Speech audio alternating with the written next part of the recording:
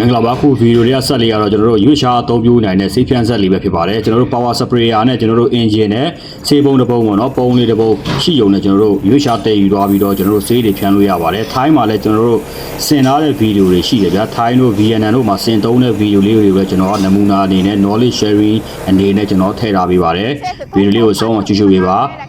လက်ဆွဲဆေးဖြန်းပုံးမှာလက်ဆွဲဆေးဖြန်းပုံးအကြီးပါကျွန်တော်တို့အပင်တဝင်းပင်တွေကျွန်တော်တို့တွေအုံးပင်တွေဆေးဖြန်းတဲ့အခါအသုံးပြုတဲ့ဆေးဖြန်းဆက်အကြီးတွေပါ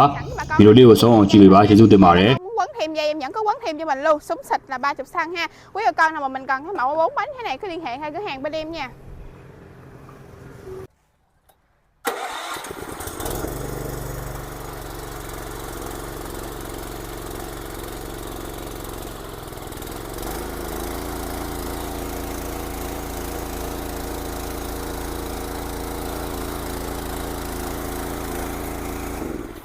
Xe xịt thuốc luôn nha bà con, đây là cái mẫu xe xịt thuốc bên em ha. Hôm nay là em đi hàng 4 con này cho khách nhà em luôn nha bà con. Là vừa là xịt thuốc bình thường nè, vừa là xịt thuốc có đề luôn ha bà con ha. Này bà con muốn yêu cầu em là làm thêm tay đòn thì bà con em vẫn làm được cho mình luôn. Thùng thì em có các loại là từ 25 lít nè, 50 lít nè, thùng 120 ha. Rulo sẵn bà con là 50 mét dây nè, súng xịt là 30 xăng luôn. Quý bà con nào hết cái mẫu xe xịt thuốc nào có liên hệ ngay cửa hàng bên em nha.